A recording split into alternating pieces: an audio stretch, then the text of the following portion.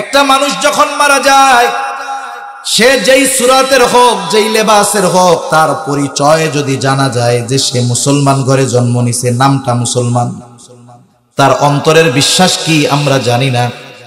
এই অবস্থা যদি হয় তার জানাজা হবে, ঠিক কিনা বলেন? হুমায়ুন আজাদ সে যেই কথাগুলো ইসলামের বিরুদ্ধে লেখছে, নবীর বিরুদ্ধে লেখছে, চ্যালেঞ্জ দিয়ে বলা যায় সে বেঈমান, কোনো সন্দেহ নাই। বেঈমান বলেন তো, এই বাংলাদেশের জমিনে হুমায়ুন আজাদ এর জানাজা হয়েছে কি হয় নাই? জানাজা হয়েছে, ওকে কবরে নামানো হয়েছে। আমাকে আপনাকেও কবরে নামানো হবে। শাহরিয়ার কবির মুনতাসির মামুন মরলেও কবরে নামানো হবে। কবরে যখন নামানো হবে, জানাজা দেওয়া হবে, গোসল করানো হবে, কাফন পরানো হবে, লাশটাকে সুন্দর মতো কাফনের কাপড়ে মুড়ায়া, এরপরে যখন জানাজা শেষে লাশটাকে নিয়ে কবরের পাশে নেওয়া হবে। লাশটা যখন কবরে নামানো হবে, নামানোর সময় একটা দোয়া পড়া হয়। এই দোয়াটা আপনাদের জানা আছে নাকি? কি দোয়া পড়ে বলেন তো? বিসমিল্লাহি ওয়া আলা মিল্লাতি রাসূলিল্লাহ। কত সুন্দর একটা দোয়া, তাৎপর্যপূর্ণ দোয়া। আমি আপনি মারা যাওয়ার পরে ওই দোয়াটা পড়ে আমাকে আপনাকে কবরে নামাবে। এই দোয়ার একটা অন্তর্নিহিত অর্থ আছে। একটা অর্থ হলো শাব্দিক অর্থ। আমি আগেও বলছি, শাব্দিক অর্থ লেখা যায়, দেখা যায়, পড়া যায়, কিন্তু হৃদয় দিয়ে অনুধাবন করা যায় না। হৃদয় দিয়ে অনুধাবন করার জন্য আলাদা এক যোগ্যতার দরকার হয়। ওই বিষয়গুলো অনেক সময় বুজুর্গানে দিন ওই হৃদয়ের গভীরের অর্থগুলো তারা মাঝে মধ্যে আমাদের সামনে বলেন। এক বুজুর্গ আল্লাহর ওলি বলতেছেন যে এই দোয়ার সারমর্মটা হলো এইরকম। কেমন যেন মানুষেরা বলতেছে, আল্লাহ আপনার নামে এখন এমন একটা মানুষকে কবরস্থ করতেছি আল্লাহ, যার গোটা জীবন সুন্নাতের উপরে অতিবাহিত হয়েছে। সে যখন মারা গেছে তখনও সুন্নাতের উপরে ছিল, এখন তখন যাকে কবরস্থ করতেছি, যখন কবরে নামাচ্ছি, এখনো সুন্নাতের উপরে আছে। তার মানে গোটা হায়াত ছিল সুন্নাতের উপর, মারা গেছে সুন্নাতের উপর, এখন কবরে রাখতেছে ওই অবস্থায় আছে সুন্নাতের উপর। রাগ হয়েন না, কষ্ট পায়েন না। কিন্তু দেখা গেল যেই লোকটাকে এই দোয়া পড়ে কবরে নামানো হলো, নবীজির অন্যতম সুন্নাত এই দাড়িটাও তার মুখের মধ্যে নাই। সারা জীবন সুন্নাতের বিরোধিতা করেছে, সুন্নাতওয়ালাদের বিরোধিতা করেছে, ওর ব্যাপারেও এই দোয়া পড়া নামাইছে। হুমায়ুন আজাদ রেও এই দোয়া পড়া নামাইছে। আহমদ শরীফ ওরে তো মাটি দেয় নাই, ওরে তো মেডিকেলে রেখে দিছে। অন্যান্যরা মরলেও যদি কবরস্থ করে এই দোয়াই পড়া নামাবে। একটু জীবনের সাথে হিসাব মিলাতে হবে, মুহাসাবা করতে হবে। শুধু দোকানের হিসাব আর চাকরির হিসাব, বাড়ির হিসাব মিলাইলে হবে না। প্রতিদিন 2-4-10টা মিনিট আমার জীবনের হিসাব মিলানোর দরকার। চিন্তা করতে হবে, আগামী দিন হয়তো ওই কবরের বাসিন্দা আমারও হওয়া লাগতে পারে। আমাকে যখন ওই দোয়াটা পড়ে কবরে নামাবে, ওই দোয়ার সাথে আমার বাস্তবতার মিল আছে কিনা দেখতে হবে। যদি না থাকে, ওই দোয়াটা হবে আমার জন্য মিথ্যা একটা দোয়া। অনন্তকালের ওই এমন সফর, লম্বা সফর, যেই সফরের শুরু আছে শেষ নাই, ওই সফরের প্রথম ঘাটি কবরে আমাকে যেন মিথ্যা কথা বলে না রাখা লাগে। যদি ওই দোয়া আমার আপনার ক্ষেত্রে মিথ্যা হয়, তাহলে অনন্তকালের ওই সফরের প্রথম ঘাটিতে আমাকে মিথ্যা কথা বলে রাখা হবে, আমার ব্যাপারে মিথ্যা বলে রাখা হবে। এই দুর্ভাগ্য যেন আমাদের কারো না হয়। যদিও মক্কার মানুষ ওরা মুশরিক, তবে আল্লাহ তাআলাকে অবিশ্বাস করত না। আল্লাহ তাআলাকে স্রষ্টা হিসাবে তারা বিশ্বাস করত। এ কথা দুনিয়ার কোনো মানুষের নয়, বরং তারা যে আল্লাহ তাআলার অস্তিত্বে বিশ্বাসী ছিল, এই ব্যাপারে স্বয়ং আল্লাহ রাব্বুল আলামিন নিজেই সাক্ষ্য দিয়েছে। আল্লাহ রাব্বুল আলামিন কোরআনুল কারীমের মধ্যে বলেন, ওয়ালাইন সাআলতাহুম মান খালাকাস সামাওয়াতি ওয়াল আরদা লায়াকুলুন্নাল্লাহ। আপনি যদি তাদের কাছে জানতে চান, তাদেরকে যদি জিজ্ঞাসা করেন, মান খালাকাস সামাওয়াতি ওয়াল আরদ, আসমান এবং জমিনের স্রষ্টা কে, আপনি যদি তাদেরকে এই প্রশ্ন করেন, তারা তাদের দেবদেবীদের কথা বলবে না, লাত মানাত উজ্জার কথা বলবে না। আল্লাহ তাআলা দুইটা তাকিদ যোগ করে বলেন, লা ইয়াকুলুন্নাল্লাহ, অবশ্যই অবশ্যই তারা বলবে আসমান জমিনের স্রষ্টা হলেন আল্লাহ। শুধু তাই না, আরো এক জায়গায় আল্লাহ তাআলা বলেন, ওয়ালা ইন সাআলতাহুম মান নাযালা মিনাস সামাই মাআ ফাআহইয়া বিহিল আরদা বা'দা মাউতিহা লায়াকুলুন্নাল্লাহ। আল্লাহ রাব্বুল আলামিন বলেন, আপনি যদি তাদের কাছে জানতে চান, তাদেরকে যদি জিজ্ঞাসা করেন, মান নাযালা মিনাস সামাই মাআ, কে আসমান হতে পানি বর্ষণ করে। শুধু তাই না, ওই বর্ষিত পানির দ্বারা কে মৃত জমিনকে পুনরায় পুনরুজ্জীবিত করে তোলে। অর্থাৎ ফসল উৎপাদনের অনুপযুক্ত জমিনটাকে আসমানের পানি দ্বারা কে ফসল উৎপাদনের উপযুক্ত করে তোলে। মক্কার মুশরিকেরা তাদের দেবদেবীদের কথা বলবে না। এই প্রশ্নের জবাবে তারা কি বলবে? আল্লাহ তাআলা দুইটা তাকিদ যোগ করে এখানেও বলেন, লা ইয়াকুলুন্নাল্লাহ, অবশ্যই অবশ্যই তারা বলবে আসমান হতে বৃষ্টি বর্ষণ করেন আল্লাহ, এই বর্ষিত পানির দ্বারা মৃত জমিনকে পুনরায় পুনরুজ্জীবিত করেন আল্লাহ। আল্লাহ তাআলা এরপরে বলে, আপনি যদি তাদেরকে তাদের সৃষ্টির ব্যাপারে জিজ্ঞাসা করেন, ওয়ালা ইন সাআলতাহুম মান খালাকাহুম লা ইয়াকুলুন্নাল্লাহ, আপনি যদি তাদের জিজ্ঞাসা করেন তাদেরকে কে সৃষ্টি করেছে, বরং তারা তাদের সৃষ্টির ব্যাপারে বলবে লা ইয়াকুলুন্নাল্লাহ, অবশ্যই অবশ্যই আমাদেরকেও সৃষ্টি করেছেন আল্লাহ। তাহলে আল্লাহ তাআলার অস্তিত্বের ব্যাপারে এদের বিশ্বাস ঠিক ছিল, কিন্তু আল্লাহ তাআলার সাথে এমন কিছু শিরক তারা করত যার কারণে এই বিশ্বাস মূল্যহীন হয়ে গেছে। আবু জেহেল আল্লাহ তাআলার কাছে দোয়া করতেছে। শুধু তাই না, নবীজি জানায় দেন, হাদিসের মধ্যে আসছে, নবীজি বলেন, আবু জেহেল আল্লাহ তাআলার কাছে দোয়া করেছে, আর আল্লাহ তাআলা আবু জেহেলের দোয়াও কবুল করেছে। বদরের দিন সকালবেলায় আবু জেহেল দোয়া করে, বলে, আল্লাহ, আজকের দিনে যারা হকের উপরে আছে, সত্যের উপরে আছে, আপনি তাদেরকে বিজয় দান করবেন। আল্লাহ তাআলার কাছে দোয়া করেছে আবু জেহেল। নবীজি বলেন, আল্লাহ তাআলা আবু জেহেলের এই দোয়া কবুল করেছে। বদরের দিন যারা হকের উপরে ছিল, যারা সত্যের উপরে ছিল, আল্লাহ তাআলা তাদেরকেই বিজয় দান করেছে। ওই আবু জেহেল নবীজির সামনে দোয়া করতেছে। কি দোয়া? যে সত্যই যদি আপনি কোরআন নাজিল করে থাকেন, তাইলে আপনি আমাদেরকে পাথর বর্ষণ করেন, নাইলে যন্ত্রণাদায়ক শাস্তি দেয়। আবু জেহেল কেন নবীর সামনে এটা বলতেছে? কারণ আবু জেহেল মনে করত ও মনে হয় নবুয়তির বেশি উপযুক্ত ছিল, এই জন্য নবীকে একটু টিটকারি মাইরা শোনায় শোনায় বলতেছে। আমাদের সমাজে অনেক মানুষের এই রোগ আছে। মনে করেন একজন গরিব অসহায় মানুষ আর একজনের বাড়িতে কাজকাম করে। এখন সে তার ছেলেটাকে লেখাপড়া শিখাইছে, ছেলেটা বড় চাকরি পাইছে সরকারি, দুনিয়ার লাইনেরই ধরেন।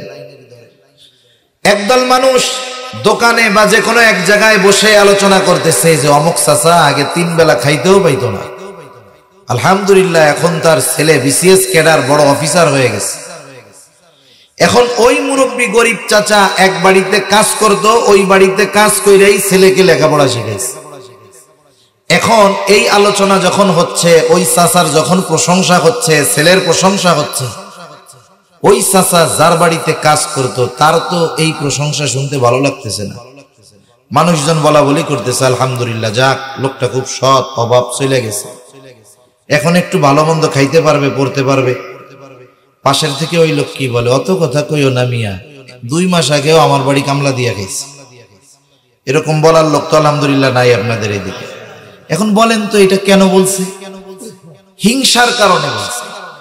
ওর ভাল লাগতেছে না যে ও সম্মানিত হয়ে গেল, ওর সন্তান এত সম্মানিত হয়ে গেল, ওর এত কল্যাণ হয়ে গেল, এটা ওর সহ্য হয় না। অনেক সময় অনেকে এরকম বলে, মনে করেন একজনের ব্যাপারে একটা ভালো সংবাদ আসছে, অনেকে বলে না, আয় রে অমুকের বলা নাকি এই হয়ে গেছে, এই খবর শোনার আগে আমি মরলাম না কেন, এরকম বলে না মাঝে মধ্যে, বলে তো নাকি? তখন যদি আজরাইল এসে বলে তোমার তো মরতে মন চায়, আমার লগে থেকে চলে, ও কি বলবে বলেন তো? আরে না, এত এমনি খুশি। হিংসার ঠেলায় আরেকজনের কল্যাণ ভালো লাগে না, আরেকজনের ভালোটা ভালো লাগে না, সহ্য হয় না, এই জন্য কয় আল্লাহ মরলাম না কেন। আবু জেহেল কিন্তু আসলে চায় না যে ওর উপরে পাথর বর্ষণ হোক, আবু জেহেল আসলে চায় না ওর উপরে যন্ত্রণাদায়ক শাস্তি আসুক, কিন্তু বলে কেন? নবীজিকে আল্লাহ তাআলা নবুয়ত দিলেন, কোরআনের মতো এমন এক কিতাব নবীজির উপরে নাজিল করলেন।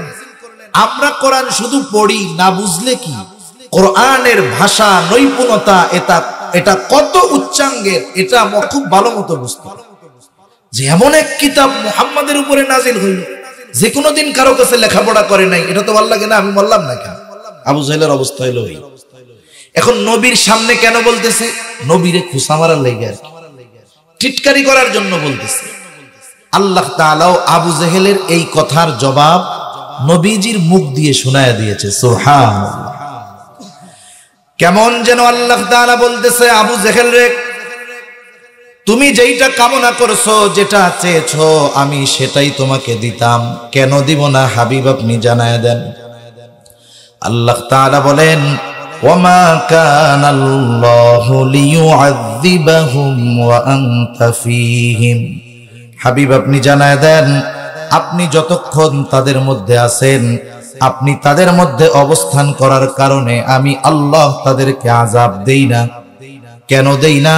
আপনি হলেন রহমাতুল লিল আলামিন, শুধুমাত্র আপনার সম্মানার্থে এরা আযাবের উপযুক্ত হওয়ার পরেও আমি আল্লাহ এদেরকে আযাব দেই না। এইরকম ধৃষ্টতা প্রদর্শন করার পরেও আবু জেহেলের মতো মানুষ আল্লাহ তাআলার পক্ষ থেকে শাস্তি না পাওয়ার কারণ মুহাম্মাদুর রাসূলুল্লাহ সাল্লাল্লাহু আলাইহি ওয়াসাল্লাম। এজন্য নবীজি গোটা সৃষ্টি জগতের সকলের জন্য রহমত। এই রহমত হওয়ার উপকারিতা ভোগ করতেছে, কিয়ামত পর্যন্ত করবে। আল্লাহ তাআলা চূড়ান্ত ভাবে কাউকে শেষ করে দেন না, মাঝে মধ্যে শুধু একটু নড়াচড়া দিয়ে সতর্ক করে দেন। কারণ নবীজির দোয়া যে আল্লাহ আপনি পাপের কারণে আমার উম্মতকে আপনি সমূলে ধ্বংস করে দিবেন না, এটা নবীজির দোয়ার বরকত। কারণ নবীজি তার সব উম্মতকে মহব্বত করে, ভালোবাসে। নবীজির ভালোবাসা তার উম্মতের প্রতি কত বেশি, একটা জিনিস আমাদেরকে বুঝতে হবে, আমার আপনার মা বাবা আমাকে আপনাকে যত বেশি ভালোবাসুক না কেন, নবীর চাইতে কিন্তু বেশি ভালোবাসে না। কারণ আমাকে আপনাকে কে সবচাইতে বেশি ভালোবাসে এর বাস্তব প্রমাণ হবে তখন আমি আপনি যখন সবচাইতে বড় মুসিবতের মধ্যে পড়ব। ঠিক কিনা বলেন? বলেন তো, বিপদের সময় যে আমার কল্যাণে আসে না, বিপদের সময় যে আমার উপকারে আসবে না, সে যদি আমাকে আপনাকে বলে আমি আপনাকে খুব ভালোবাসি, বলেন তো তার এই কথা কি বাস্তব নাকি? একটা মানুষের সবচাইতে বড় মুসিবত হবে হাসরের দিন, কিয়ামতের দিন।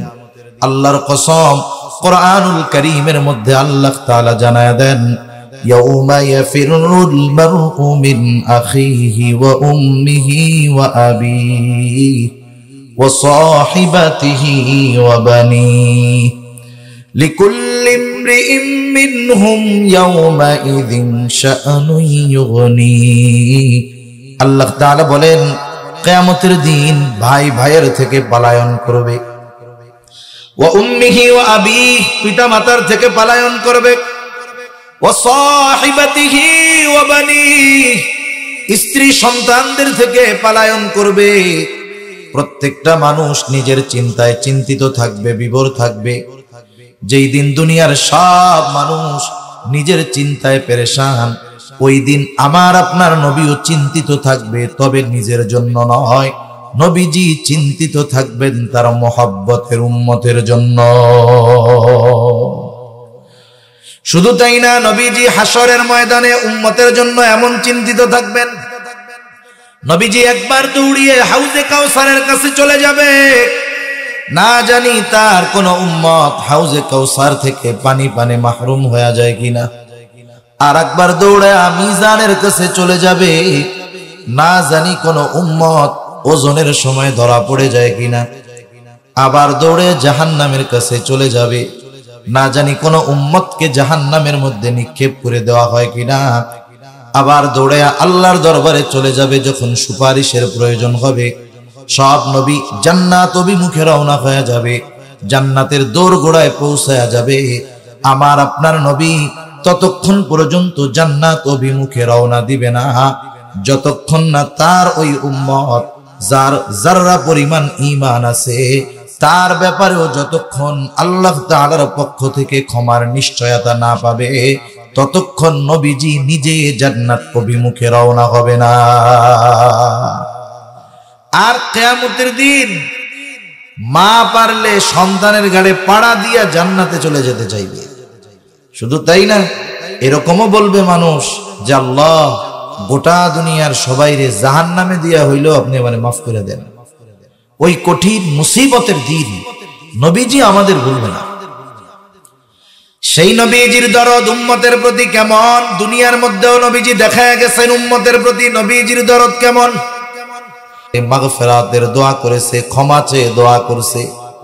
এ কথা আল্লাহ তাআলা কোরআনুল কারীমের মধ্যে বলেন, রব্বি ইন্নাহুন্না আযলালনা কাসীরাম মিনান নাস ফামান তাবিআনি ফাইন্নাহু মিন্নি ওয়া মান আসানি ফাইন্নাকা গফুরুর রহিম। ইব্রাহিম আলাইহিস সালাম বলেন, ও আমার রব, ইন্নাহুন্না আযলালনা কাসীরাম মিনান নাস, এই প্রতিমাগুলো এই মূর্তিগুলো অধিকাংশ মানুষকে পথভ্রষ্ট করে ফেলছে। ফামান তাবিআনি, তবে যারা আমার আনুগত্য করেছে, ফাইন্নাহু মিন্নি, তারা তো আমার দলভুক্ত ঈমানদার। তবে ওনার সব উম্মত মূর্তি পূজা বাদ দিয়া ঈমান আনে নাই, যেগুলো ঈমান আনে নাই ওগুলাও তো ওনার উম্মত। এই জন্য প্রত্যেকটা নবী তার সব উম্মতকে মহব্বত করে ভালোবাসে।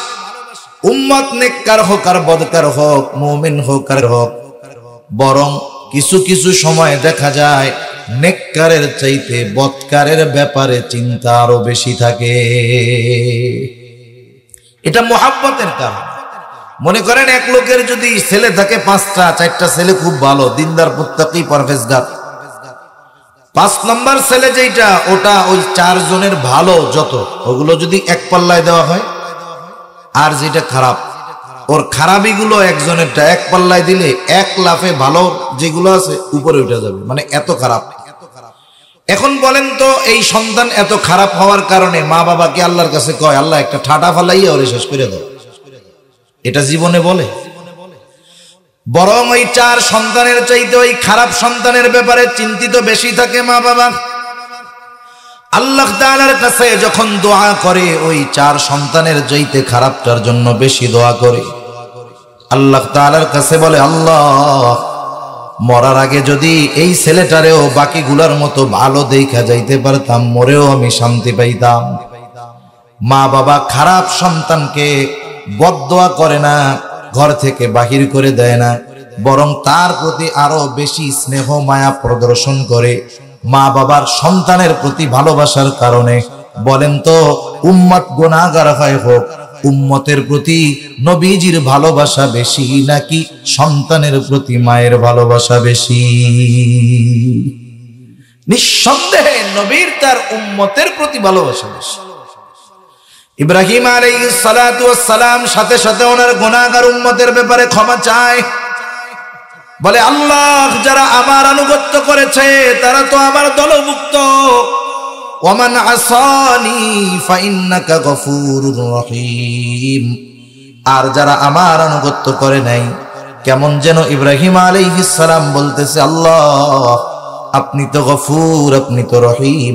আপনি যদি চান, আমার যেই উম্মতেরা আমার আনুগত্য করে নাই, আপনি যেহেতু গফুর, আপনি যেহেতু রহিম, আপনি চাইলে আমার ওই গুনাহগার উম্মত গুলারেও মাফ করে দিতে পারেন। وقال عيسى عليه السلام إن تعذبهم فإنهم عبادك। ঈসা আলাইহিস সালাতু ওয়াস সালাম আল্লাহ তাআলার কাছে দোয়া করতেছে আর বলে, ইন তুআযিবহুম ফাইন্নাহুম ইবাদুক। হায় আল্লাহ, আপনি যদি তাদেরকে শাস্তি দেন তারা তো আপনারই বান্দা। ওয়া ইন তাগফির লাহুম ফাইন্নাকা আনতাল আজিজুল হাকীম। যেহেতু তারা আপনার বান্দা, আপনি যদি তাদেরকে ক্ষমা করে দেন কোনো অসুবিধা নাই, কারণ আপনি হলেন আজিজ, মহাপ্রক্রমশালী, মহাপ্রজ্ঞাময়। আপনি চাইলে আমার গুনাহগার উম্মত, আপনার ওই গুনাহগার বান্দাগুলোকে ক্ষমা করে দিতে পারেন। ঈসা আলাইহিস সালাতু ওয়াস সালাম আল্লাহ তাআলার কাছে তার গুনাহগার উম্মতের ব্যাপারে ক্ষমা প্রার্থনা করতেছে। অনেক সময় অনেক জিনিস আছে আমি আপনি করব কিন্তু মনে থাকে না, যখন ওইটা আরেকজনকে করতে দেখি আমার আপনারও মনে পড়ে যায়। এমনটা হয় কি হয় না? নবীজি যখন দুই নবীর উম্মতের ব্যাপারে দোয়া এই তিলাওয়াত করলেন আয়াতগুলো, নবীজির অন্তরে উম্মতের মুহাব্বতের ঢেউ জাগ্রত হয়ে গেল। নবীজি এইবার তার উম্মতের ব্যাপারে দোয়া করার জন্য হাত দুইটা উঁচু করে দিলেন। ফারাফা ইয়াদাই وقال اللهم উম্মতি উম্মতি ওয়াবাকা।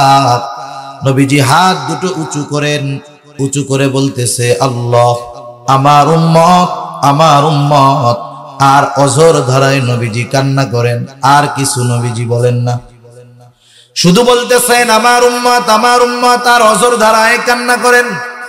আল্লাহ তাআলা জিবরাইল আলাইহিস সালাতু ওয়াস সালামকে বলতেছে, জিবরাইল যাও, মুহাম্মদ কেন কান্না করে তাকে গিয়ে তার কান্নার কারণ জিজ্ঞাসা করো। জিবরাইল আলাইহিস সালাতু ওয়াস সালাম চলে আসলেন, এসে বলে ইয়া রাসূলুল্লাহ, আপনার কান্নার কারণ কি? যদিও আপনার কান্নার কারণ আল্লাহ তাআলা জানে, এরপরেও তিনি জানতে চান। কিছু সময় আছে বোঝার পরেও না বোঝার বিষয়টা আছে, এটা মুহাব্বতের একটা বিষয়। যেমন মনে করেন মাদ্রাসার মধ্যে ছোট ছোট বাচ্চারা আছে না নাই?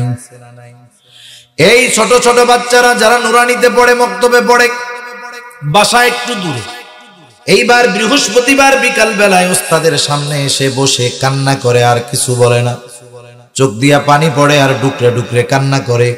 বলেন তো, ছোট কোন ছাত্র যদি বৃহস্পতিবার বিকেল বেলায় এসে হুজুরের সামনে বৈশা কান্না করে, বলেন তো এই কান্নার কারণ কি হতে পারে? হুজুরে বোঝে কি বোঝে না? কি বুঝে বলেন তো? কি চায়? বাড়ি যাইতে চায়। আপনারা যেহেতু বোঝেন, হুজুর আরো ভালো মতো বোঝে। বোঝার পরেও হুজুর বলে কান্না করো কেন? এ কিছু কয় না, ওর কান্নার গতি আরো বাড়ায় দেয়। হুজুর বলে যতই কান্না করো কাজ হবে না, কেন কান্না করো বলো? এইবার কান্না জড়িত কণ্ঠে বলে, হুজুর আমার মায়ের লাইগা পরাণ পড়তেছে, আমার পাশের বাড়ির ওই বড় ভাই বাড়ি যাইতেছে, আমারও একটু যাইতে মন চায়। হুজুর এইবার হাসি দিয়া বলে, যাও, ঠিক আছে, আগামী দিন সন্ধ্যার আগে আবার মাদ্রাসায় চলে আসবা। এই যে দেখেন, ওস্তাদ বোঝার পরেও কারণটা ছাত্রের জবান দিয়ে শুনতে চায়, এটা ওস্তাদ ছাত্রের একটা মহব্বতের বহির্প্রকাশ। আল্লাহ তাআলা সবকিছু জানার পরেও, বোঝার পরেও তার হাবিবের জবান দিয়ে শুনতে চায়, এটাও আমার আপনার নবীজির প্রতি আল্লাহ তাআলার একটা মহব্বতের বহির্প্রকাশ। আয়েশা এবার জিবরাইল আলাইহিস সালাম যখন বলছে, সব মন খুলে বলছে। জিবরাইল আলাইহিস সালামের কাছে আল্লাহ তাআলার সাথে সম্পর্ক নবীজির জিবরাইল আলাইহিস সালামের চাইতে বেশি না কম? বলেন তো, অনেক বেশি। এরপরেও কিছু কিছু সময় আছে শান মানের কারণে সম্পর্ক যত হোক, রিশতা যত কাছের হোক, সব কথা খুলে বলা যায় না। মনে করেন বাবার সাথে ছেলের সম্পর্ক বেশি, এখন ছেলের বিয়ে করতে মন চায়, একই সরাসরি আব্বারে যেয়ে বলতে পারবে? লজ্জা লাগে না? আব্বার সাথে সম্পর্ক বেশি, কিন্তু আব্বারে সরাসরি কয় না। কারে দিয়া কয়? দুলাভাইরে দিয়ে বলায় যে দুলাভাই বিয়া শাদী করতে হবে, একটু আব্বারে কইয়া দেন না। এখন বিবাহ করতে হবে কেন? তার প্রবলেম গুলা কি? সব প্রবলেম কি খুইলা আব্বার কাছে খাওয়া যায় নাকি? লজ্জা লাগে না? এখন দেখেন ওই যে দুলাভাইরে দিয়ে সব বলা, এটাও একটা মোহাব্বতের বহির্প্রকাশ। নবীজি সাল্লাল্লাহু আলাইহি ওয়াসাল্লামের কাছে হাজার হাজার বার জিবরাইল আলাইহিস সালাম আসছে, ওনার সাথে আলাদা একটা সম্পর্ক, কিন্তু আল্লাহ তাআলার চাইতে বেশি নয়, কিন্তু এরপরে ওনার সাথে আলাদা আর এক সম্পর্ক। সন্তানের বাবার সাথে সম্পর্ক বেশি, দুলাভাইয়ের সাথে অত নয়, কিন্তু দুলাভাইরে দিয়ে অনেক কথা কওয়ায়। জিবরাইল আলাইহিস সালাম আসছে বন্ধুর মতো, তো মন খুলে সব বলছে উম্মতের জন্য। জিবরাইল আলাইহিস সালাতু ওয়াস সালাম গিয়ে আল্লাহ তাআলার কাছে সব বললেন। আল্লাহ তাআলা বলে, জিবরাইল যাও আমার হাবিবকে জানায় দাও, আমি অচিরেই তাকে তার উম্মতের ব্যাপারে সন্তুষ্ট করব, তাকে অসন্তুষ্ট করব না। রাসূল আকরাম সাল্লাল্লাহু আলাইহি ওয়াসাল্লাম গুনাহগার উম্মতের ব্যাপারেও চিন্তিত থাকতেন। নবীজি যখন প্রথম দিকে দ্বীনের দাওয়াত দেন, কাফেররা নবীজির কথা মেনে নেয় না। নবীজি কিন্তু হঠাৎ করে এক এলাকায় গিয়া নতুন নতুন গিয়ে ওয়াজ করছে এমনটা নয়। মনে করেন আমি তো এখানে জীবনে আসি নাই, আপনারা আমারে দেখতেছেন, টুপি আছে, জুব্বা আছে, রুমাল আছে, দাড়ি আছে। আপনি এই 1 ঘন্টা আমার কথা শুনে আমার সাথে থেকে আমার বাস্তব অবস্থা আপনি বুঝতে পারবেন না, আমার আখলাক কেমন, চরিত্র কেমন বুঝতে পারবেন না। 2, 4, 6 মাস যদি আমার সাথে থাকেন, তাইলে আমার A to Z আপনি বুঝতে পারবেন, ঠিক কিনা বলেন? এরপরে আপনি আমার কথাগুলোকে মাপবেন যে 6 মাস এই লোকের সাথে থাকছি, 6 মাস এই লোকের আচরণ পাইছে এরকম, ওরে বাবা, মানুষের সামনে ওনার মতো আল্লাহর ওলি কেউ নাই, আসলে অবসরে ওটা শয়তান ফেল। অবস্থা এরকম হইতেও পারে। কতজন হইতেছে না এরকম? মনে করেন যে কান নাইয়া ঝুলাই ফেলাইতেছে একবারে বক্তা শ্রোতাদের, হয় না এরকম? অনেক দেখা যায় ওই বক্তার অবস্থা কি, কয় লাখখানিক দিবা সব কান্নায় হটাই ফেলবো একবারে, না কানলে টাকা ফেরত। এখন বিষয়টা তো ওইরকম হইতে পারে। আমরা তো আওয়াম মনে করতেছি ওরে বাবা রে বাবা কি দিলওয়ালা, কিন্তু একজনের সোহবতে যখন থাকা হয় তার A to Z নারী নক্ষত্র সব বোঝা যায়। নবীজি যেখানে প্রথম দাওয়াত দিছেন ওইখানে হঠাৎ করে যান নাই, ওখানে উনি অবস্থান করেছেন 40 বছর। কত বছর বলেন তো? একটা মানুষের A to Z জানতে 40 বছর লাগে? লাগে না। মক্কার মানুষেরা নবীজির আখলাক, চরিত্র সবকিছুর ব্যাপারে পরিপূর্ণ জানে। এই জন্যই মক্কার মানুষেরা নবীজিকে উপাধি দিয়েছে as-সাদিক আল-আমিন, সত্যবাদী, আমানতদার। শুধু তাই না, দাওয়াত দেওয়ার প্রাককালে প্রথমে যখন আল্লাহ তাআলা গোপনে দাওয়াত দেওয়ার নির্দেশ দিলেন, 3 বছর গোপনে দাওয়াত দেওয়ার পর আল্লাহ তাআলা আয়াত নাজিল করলেন, ওয়া আনজির আশীরাতাকাল আকরাবিন। এখন আর গোপনে দাওয়াত হবে না, আপনি আপনার নিকটস্থ আত্মীয় স্বজন যারা আছে সবাইরে প্রকাশ্যে দাওয়াত দেন। নবীজি দাঁড়ায় গেলেন সাফা পাহাড়ের উপর। আবু কুবাইস পাহাড়ের একটা অংশ হলো সাফা পাহাড়, ওই আবু কুবাইস হলো মূল পাহাড়। এইটার একটা মর্যাদা ছিল। এই পাহাড়ের অন্যতম মর্যাদা তৎকালীন সময়ে ছিল, একজন অপরিচিত মানুষও যদি ওই পাহাড়ের উপরে দাঁড়িয়ে আরববাসীকে সাহায্যের জন্য ডাক দিত, কে দাঁড়িয়েছে কি বলতেছে এটা দেখতো না, শুধুমাত্র ওই পাহাড়ের উপরে দাঁড়িয়ে কথা বলার কারণে, ডাকার কারণে আরবের মানুষ ওই অপরিচিত লোকটাকে সাহায্য করার জন্য ছুটে আসতো। ওই পাহাড়ের এরকম একটা মর্যাদা ছিল। এখন ওই পাহাড়ের উপরে নবীজি দাঁড়াইছেন, সাফা পাহাড়ের উপরে দাঁড়ায় ডাক দিচ্ছেন, এই মক্কাবাসী। নবীজি কোনোদিন তো এরকম ডাকেন নাই, একবারে সবাই ছুটে চলে আসছে। আরে আল আমিন আমাদেরকে আজকে ডাকতেছে। আল আমিনের ডাকে একেবারে বুড়া গুড়া সবাই এসে হাজির। কেন ডাকছে? নবীজি বলতেছে, আমি যদি তোমাদেরকে বলি এই পাহাড়ের পেছন দিকে পাদদেশে একদল অশ্বারোহী সৈন্য তোমাদের জন্য আক্রমণ, তোমাদের উপরে আক্রমণ করার জন্য অপেক্ষা করতেছে, ওত পেতে আছে, তোমরা কি আমার কথা বিশ্বাস করবা নাকি? নবীজি তাদেরকে প্রশ্ন করেছেন। তারা বলতেছে, কেন নয় মুহাম্মদ, অবশ্যই তোমার কথা আমরা বিশ্বাস করি।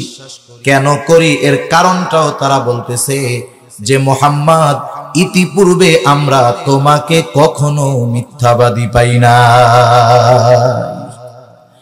নবীজির ব্যাপারে বলতেছে তোমার কথা আমরা বিশ্বাস করব, কেন করব না?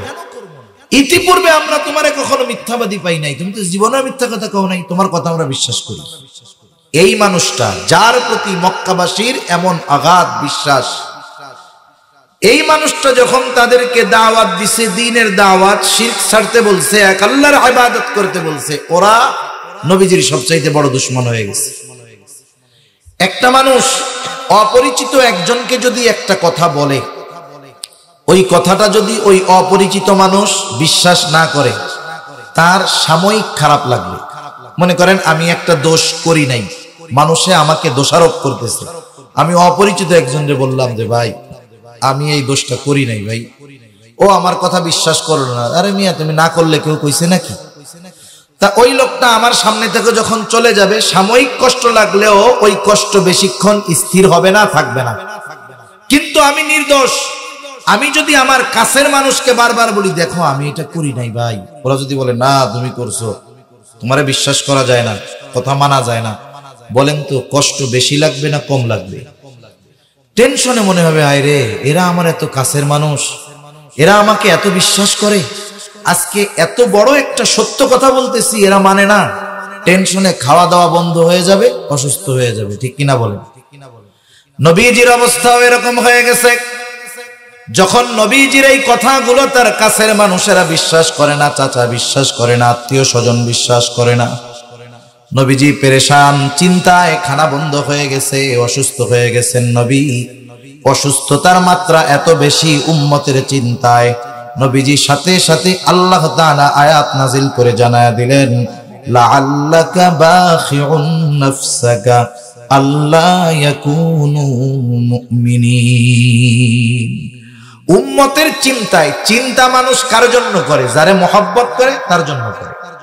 সন্তান যখন খারাপ হয়ে যায়, সন্তানকে মহব্বত করে, ওই সন্তানের চিন্তায় মা বাবা অসুস্থ হয়ে যায়। নবীজি উম্মতকে মহব্বত করেন, উম্মত কথা শুনতেছে না, অবাধ্য, এই চিন্তায় নবীজি অসুস্থ হয়ে গেছেন। আল্লাহ তাআলা বলতেছেন এরা ঈমান না আনার কারণে আপনি নিজেকে নিজে মৃত্যু মুখে ঠেলে।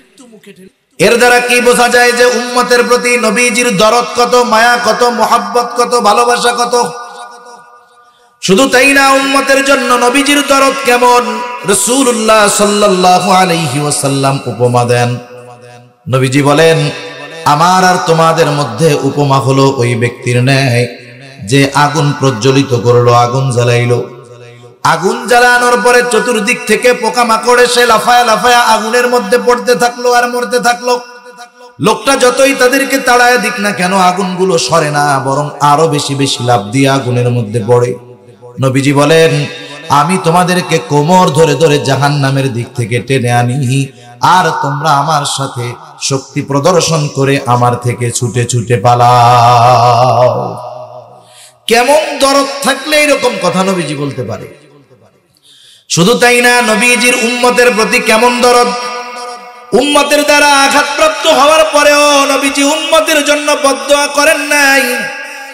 নবীজি যখন মক্কা থেকে তায়েফে গেলেন দ্বীনের দাওয়াত দেওয়ার জন্য, যেখানে ওনার শৈশবকালের বড় একটা সময় কাটছে, নবীজি ওইখানে যখন গেছেন দাওয়াত দিতে, তায়েফের মানুষেরও একই অবস্থা। দলবদ্ধ হয়ে নবীজিকে পাগল বলে বলে নবীজির গায়ে তারা পাথর নিক্ষেপ করেছে। পাথরগুলো ছোট ছিল না, দুইটা জিনিস বোঝা যায়। একটা হলো পাথর বড় ছিল, সাথে সাথে ধারালো ছিল, চোখা চোখা ছিল। আয়েশা সিদ্দিকা রাদিয়াল্লাহু তাআলা আনহা একদিন নবীজির গায়ের মধ্যে দাগ দেখে জিজ্ঞাসা করে, ইয়া রাসূলুল্লাহ, আপনার পিঠের মধ্যে এই দাগগুলো কিসের? আপনার কি কখনো বসন্ত হয়েছিল নাকি? নবীজি বলেন, না আয়েশা, আমার কখনো বসন্ত হয় নাই, তবে ইয়া রাসূলুল্লাহ এই দাগগুলো কি দেখা যায়? নবীজি বললেন, আয়েশা, আমি যখন দ্বীনের দাওয়াত দেওয়ার জন্য তায়েফে গেলাম, তায়েফের মানুষ আমার কথা মানে নাই, বুঝে নাই, তারা আমাকে পাথর নিক্ষেপ করেছে। এই দাগগুলো হলো তাদের নিক্ষিপ্ত পাথরের আঘাতের দাগ। যদি ধারালো না হয় তাহলে কিছু আঘাত লাগলে থেতলে যায়, কিন্তু ধারালো হইলে খোসা লাগলেই রক্ত বের হয়ে যায়। তার মানে বড়ও ছিল, সাথে সাথে ধারালো ছিল, চোখা চোখা ছিল। তারা নবীজির গায়ে পাথর মারছে। হযরত যায়েদ রাদিয়াল্লাহু তাআলা আনহু একা নবীজিকে ঠেকায় পারেন না, নবীজিকে পাহারা দিয়ে পারেন না। তাদের পাথরের আঘাতে নবীজির দেহ মোবারক দিয়ে রক্ত ঝরে পড়তেছে। নবীজি পড়ে যাইতেন, আবার উঠে বলতেন, বলো লা ইলাহা ইল্লাল্লাহ তুফলিহু, তোমরা বলো লা ইলাহা ইল্লাল্লাহ, সফল হয়ে যাইবা। এরপরেও তাদের কোনো পরিবর্তন নাই। সারাটা দিন নবীজি একই দাওয়াত দিলেন। পাথরের আঘাতে নবীজির জামা ভিজে, গা বেয়ে রক্ত পড়ে, একেবারে জুতার মধ্যে রক্ত ঢুকে। ওই রক্ত শুকায়া জুতা নবীজির পায়ের সাথে আটকে গেছে। সাধারণত আমরা যখন কাউকে রক্ত দান করি, ব্লাড ডোনেট করি, 100, 150, 200 গ্রাম রক্ত যদি গা থেকে বের করে, অনেকে 2 ঘন্টা 3 ঘন্টা পড়ে থাকে, উঠতে পারে না। কি পরিমাণ নবীজির গা দিয়ে রক্ত বের হয়েছে বোঝা যায়। এতটা দুর্বল নবী। পড়ন্ত বিকালে নবীজি এক আঙ্গুর বাগানের পাশে শুয়ে একটু বিশ্রাম নিচ্ছেন। জিবরাইল আলাইহিস সালাতু ওয়াস সালাম হাজির। সালাম দিয়ে বলে, ইয়া রাসূলুল্লাহ, এই কওম আপনার সাথে কেমন আচরণ করছে আল্লাহ তাআলা সব দেখেছে। আজকে আমি একা আসি নাই, আরেকজনকে সাথে নিয়ে আসছি, যেই ফেরেশতা ইতিপূর্বে কখনো আপনার কাছে আসে নাই। এইবার নবীজি বলেন, ওই ফেরেশতা আমার কাছে আসলো, এসে আমাকে সালাম দেওয়ার পর বলে, ইয়া রাসূলুল্লাহ, এরা কেমন আচরণ আপনার সাথে করেছে আপনার মালিক সব দেখছে। আমাকে পাঠানো হয়েছে আপনার আদেশ পালন করার জন্য। আপনি যদি আমাকে নির্দেশ দেন, 2 পাহাড় দিয়ে এই তায়েফবাসীকে পিষে দেওয়া হবে, নিশ্চিহ্ন করে দেওয়া হবে। একটু চিন্তা করেন, একটু আগে যাদের মাধ্যমে এমন আঘাতপ্রাপ্ত তিনি হলেন, এখনো হয়তো সব রক্ত শুকায়া যায় নাই। নবীজি এমনটা বলেন নাই, তাহলে হালকা পাতলা দিয়ে একটু সাইজ করে দাও। নবীজি এমনটাও বলেন নাই, কারণ নবীজি প্রতিশোধ পরায়ণ ছিলেন না। নবীজি যদি প্রতিশোধ পরায়ণ হতেন, অনেকেই ছাড় পাইতো না। নবীজি যদি প্রতিশোধ পরায়ণ হতেন, তাহলে মক্কা বিজয়ের দিন মক্কার গলিতে গলিতে রক্ত প্রবাহিত হয়ে যেত। নবীজি প্রতিশোধ পরায়ণ ছিলেন না। নবীজি ছিলেন ক্ষমার ক্ষেত্রে উদার। যেমন মক্কা বিজয়ের দিন নবীজি কয়েকজনের ব্যাপারে মোস্ট ওয়ান্টেড ঘোষণা করে দিয়েছেন, মানে এদেরকে যেখানেই পাবা সেখানেই সাইজ করে দিবা, ছাড় হবে না। এমনকি হারামের মধ্যে বাইতুল্লাহর সাথে যদি ঝুলেও থাকে, ভিতরেও যদি থাকে, এদেরকে হত্যা করে। এদের মধ্যে একজন ছিল ওয়াহশী রাদিয়াল্লাহু তাআলা আনহু। ওয়াহশী এই খবর যখন পাইছে, সে তো পালায়া চলে গেছে। দীর্ঘদিন ঘুরতেছে, কি করা যায়, জীবনটা বিপন্ন হয়ে গেছে। তাকে একজন পরামর্শ দিল, ওয়াহশী, তুমি যার ভয়ে এতদিন পালায় আসো, লুকায় আসো, একবার যদি তার কাছে গিয়ে ক্ষমা চাইতে পারো, সে মাফ করে দিবে। কেমনে যাবে? কেউ জানলেই তো তাকে শেষ করে দিবে। চাদর মুড়ি দিয়ে আত্মগোপনে গোপনে গোপনে ওয়াহশী একদিন নবীজির কাছে আইসা বসছে। আল্লাহর রাসূল জিজ্ঞাসা করে, কে তুমি?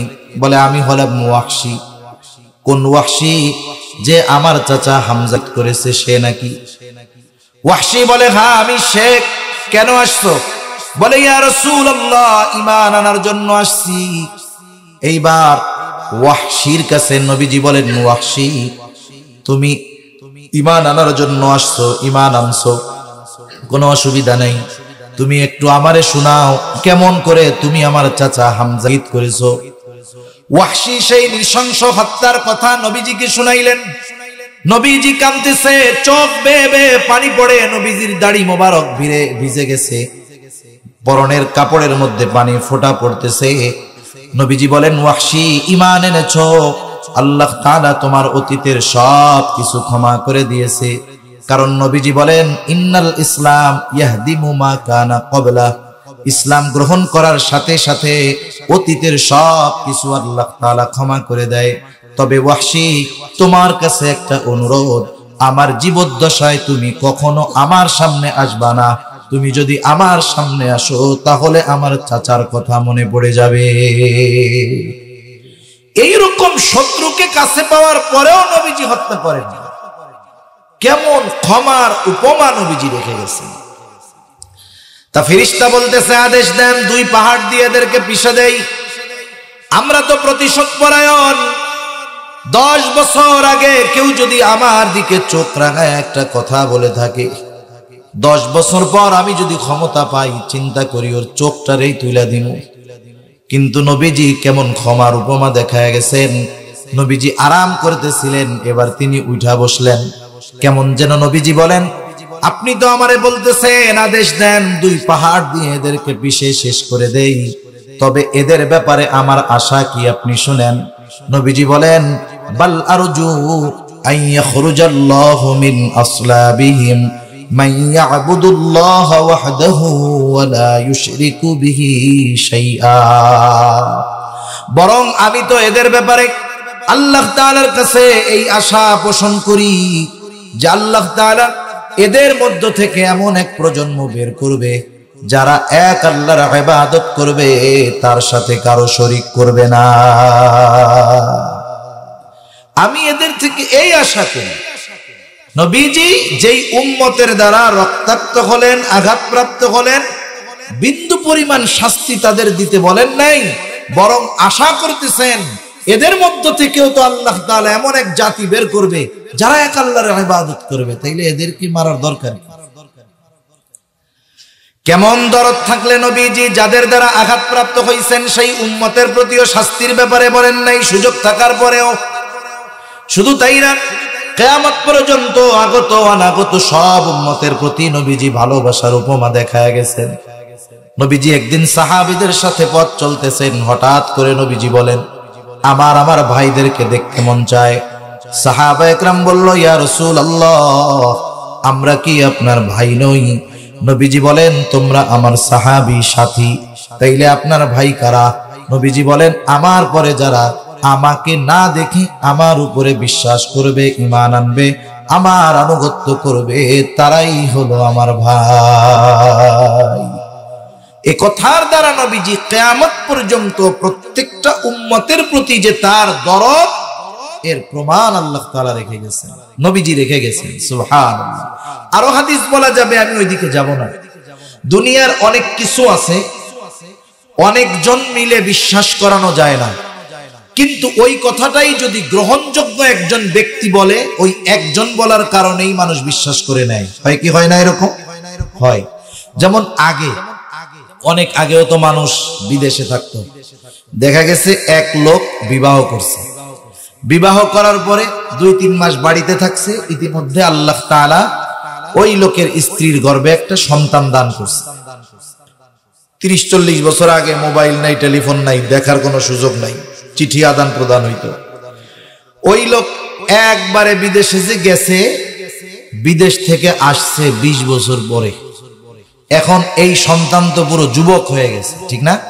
যুবক হয়ে গেছে। এখন মনে করেন ওই লোক চিন্তা করছে, আমি কাউরে না জানাইয়া একা একা গিয়ে বাড়িতে উঠবো। এইবার ওই লোক বিদেশ থেকে আসছে, কাউরে জানায় নাই, নিজের বাড়িতে আসছে, আইসা দরজায় টোকা দিছে, গভীর রাত 2টা-3টা বাজে। এখন যেই দরজা টোকা দিছে, যুবক ছেলে দরজা খুলে বলে, আপনি কেডা? পারলে ধোলাই তো দিয়া দেয়।